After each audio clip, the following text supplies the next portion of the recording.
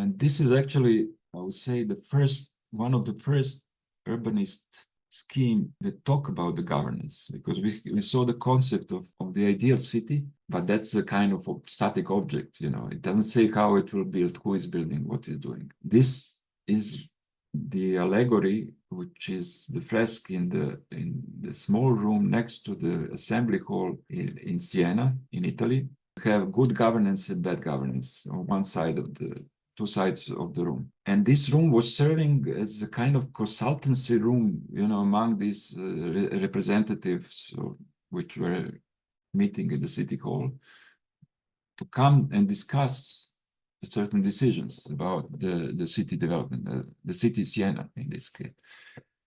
So in the fresco of the good governance, it shows the city which is alive. Everything works. There is a festival. There are people on the street. Shops are open, and it's a countryside around the city, which actually service the city and supply it with all kind of different products, not only agricultural also. So it's a kind of, at that time, like medieval city of art and craft and agriculture. That is the image of the ideal city of the medieval time, but it contained people and it contained the human behavior.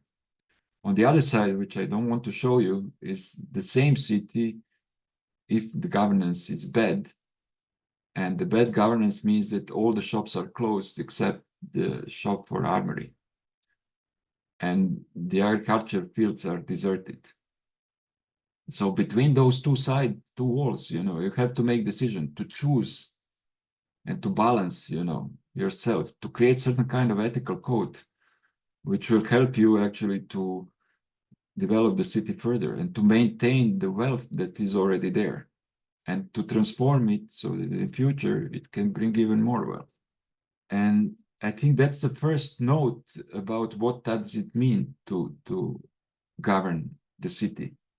So this is one of the learning of the emergency. The relations between the material resources, immaterial stimuli, and the human behavior is essential to organize any kind of existential space.